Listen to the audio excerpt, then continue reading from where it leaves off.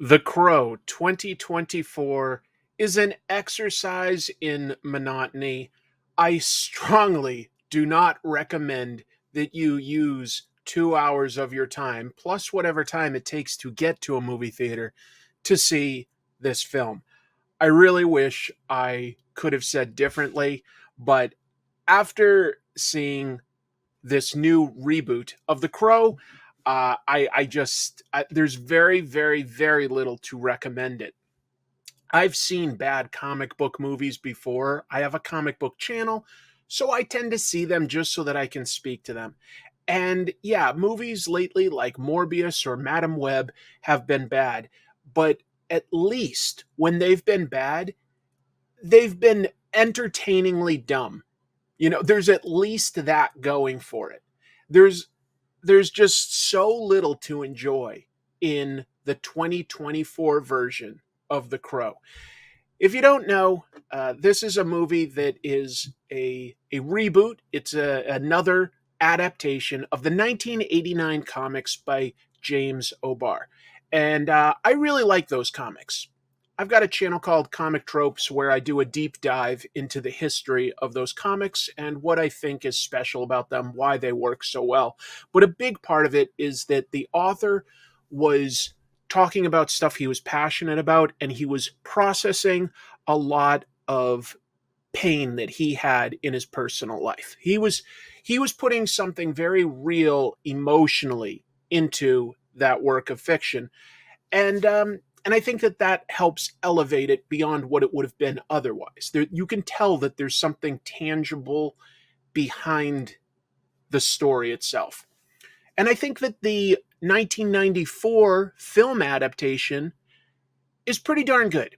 It worked for me. I understand it doesn't actually work for everybody, but it really hit at the right time for me.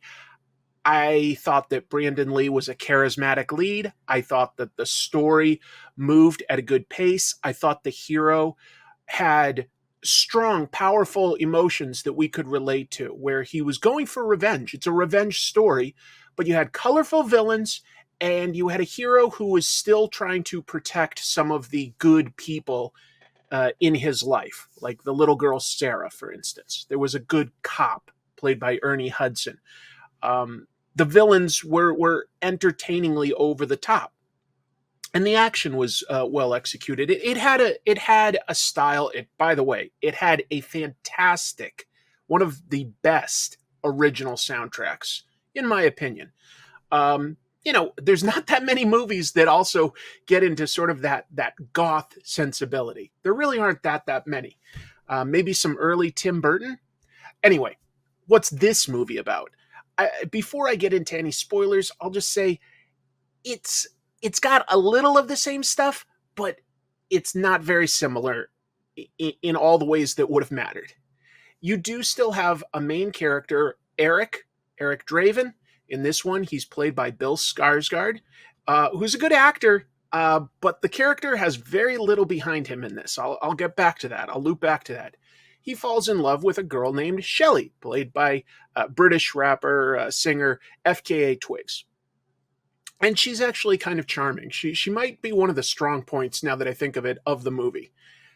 But beyond that, the only other character of any real importance is played by Danny Houston. He's some sort of bad guy that's off camera, has made like a deal with the devil, and he sacrifices innocent people to get prolonged life. He's supposedly hundreds of years old. That wasn't in the comics. The original comics actually start with a fairly grounded premise of Eric and Shelley. They've been a long time couple. They're really passionate about each other. They're young. They just run into some bad people when their car breaks down. And the bad guys do horrible things to both of them. They kill them. Eric comes back to life for revenge. His soul cannot rest. Pretty simple story. The original 94 movie pretty much does that. In the 2024 version, boy, is it slowly paced. This is a very dull film. The first 30, maybe as much as 40 minutes are spent getting to know Eric and Shelley. They meet in a rehab facility and fall in love. They break out. Time passes. They love each other. It's a good idea to flesh out Shelley a little bit more, since that is the driving motivation for Eric to come back. But I think they go way too far with that. Way too far. It's a very slow start to this movie. The first act is very, very slow. And I just don't really like Eric, the main character. I think his tattoos are not especially good. They're kind of ugly all over his face and back and hands, and they don't tell us that much about him. He gets a bad haircut halfway through the movie. He never puts on his iconic crow makeup until the very, very end of the movie. So he doesn't look very cool. When we're introduced to him, he's getting picked on at the rehab facility. He's never really shown to have big passions. When he's in rehab, you can see that he's done sketching and he's done some poetry. As soon as he breaks out of the rehab facility with Shelley, they just start hanging out and dating, but he never really embraces his artistic side that much. There's a little token scene in which they make some music together for about 1 minute, and then they just sort of bail and go into all sorts of dialogue about what's happened. Lots and lots of dialogue in this movie. I'd forgive all that if there were cool action scenes, or the villains were engaging, or I was rooting for the character. I felt the character was kind of wimpy. I hate to say that, but he really just doesn't have any skills to make him a badass. He comes back from the dead, and eventually, he takes his time. He gets around to killing some of the bad guys. There's only about 1.5 action scenes in this movie, to be clear. And the one main action sequence in the third act, I kind of liked a lot of it. It really upped the gore. It earned its R rating. So there were a couple cool kills there. But then there's also it's set to opera music, which didn't really work for me that much. The environment that he's fighting in is very flat, in the sense that they're not really using it. They're not interacting with the environment that they're in any meaningful way. The background looks a little interesting. There's some depth to it. I'm trying to give it little compliments where I can. Even the way that Eric and Shelley are killed off, and that's really not a spoiler. That's the whole premise of this film. It's so boring. It's not big. It's not epic. It's not very violent even. It's really simple and basic and quick. And then you go, well, at least maybe if Eric is coming back, for revenge, that's something. But he's never that emotional. There's no big emotions from Eric. He doesn't get super morose. He doesn't, sort of brood that much, which, Brandon Lee's Crow actually kind of did. But it worked. It felt like he was almost like, those powerful emotions were like what fueled him in a way. This Eric, he also isn't like that angry about everything. He's got a plan where he can potentially get his girlfriend back. So it's not really a revenge story. It's not anything. And so that's why I'm saying I don't really blame Bill Skarsgård that much. He just doesn't have a lot to work with for how they wrote this version of Eric Draven. And then the bad guy is played by Danny Huston. And Danny Huston is a really good actor. He can definitely play a villain and he can elevate it. The movie X-Men Origins Wolverine, not a very good movie. Danny Huston as Stryker, kind of interesting. There's something to him. But in this, I swear, Danny Huston may have filmed all of his scenes within a single day, for all I know. He's not in it that much, and ultimately, he's not old, but he's certainly a lot older than Eric Draven. So like we're not going to get a big epic fight with like, I don't know if he's in his 60s or 70s or whatever, but we're not going to get a big fight. I'm going to just say I don't recommend it. It doesn't have likable characters. It doesn't have much action. It has a little bit and it's gory. So if you're kind of into like, R-rated violence, okay, that's a little something. That's a little something. But this director, Rupert Sanders, I don't know that I've really ever seen a movie by him that I liked. I've heard good things about an Apple TV show that he directed, Foundation. He directed the pilot on that. But he did The Ghost in the Shell with Scarlett Johansson, and he did Snow White and the Huntsman, which I think had Chris Hemsworth. It doesn't quite have enough of a visual identity that I can recommend it. It doesn't have the soundtrack that the original had. And I'm thinking you could at least play with the visual iconography that artist James O'Barr gave you. He has so many really iconic shots in that comic book. And the original movie even had some iconic lines, it can't rain all the time, or it's not a good day to be a bad guy. I can remember those 30 years later. I couldn't tell you one line of dialogue from this new version. That's my review. I went ahead and told some of my followers on Twitter that if they had a question about this movie, I'd pull it up and I could answer it. So let me just see. And now we'll sort of get into potential spoilers depending on what they're asking me. Okay, so I'm literally pulling it up on my phone. I know, really low budget. Let's see here. Okay, is the action good? I'd say the action is at least serviceable, possibly better than that. It depends on how much you like extreme violence, like swords cutting somebody's jaw off, like with a real shove. It looked good. That's where they spent some effort. It's not wall to wall action. It's not an action movie. It just isn't. It's more of a drama with a little bit of special effects here and there. Let's see. Does he only wear makeup at the end of the film?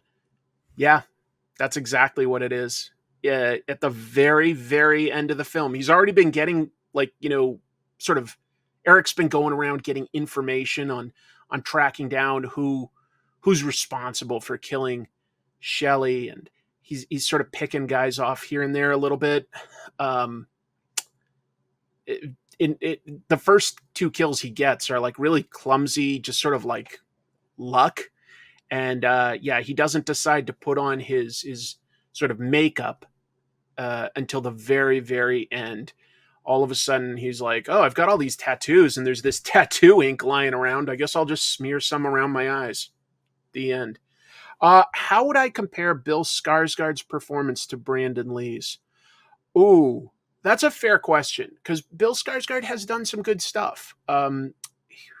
I forget the name of the movie right now off the top of my head, but he did an action movie this year, the beginning of the year, where he was a completely mute character. And I thought he was actually pretty funny and charming in that. It might not work for everybody, but that's an example of, he imbued the character with something without too many tools at his disposal.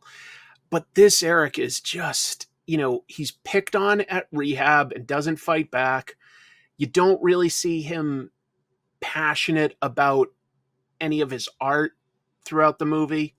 He doesn't brood. He doesn't get angry. It's very baseline. So yeah, just to be clear, Brandon Lee's a lot more charismatic as his version of the Crow. He hunches in weird positions. He hides in the shadows. He, plays rock music just for himself. And it way more interesting. Brandon Lee was way more interesting. Here's another question. Which version is more faithful to the original comic, both visually and narratively? No question, the 1994 version is. I think that, like, tonally, even the not very good sequels are tonally closer to the original comics. This one really just has Eric and Shelley get killed by a bad person, and Eric comes back.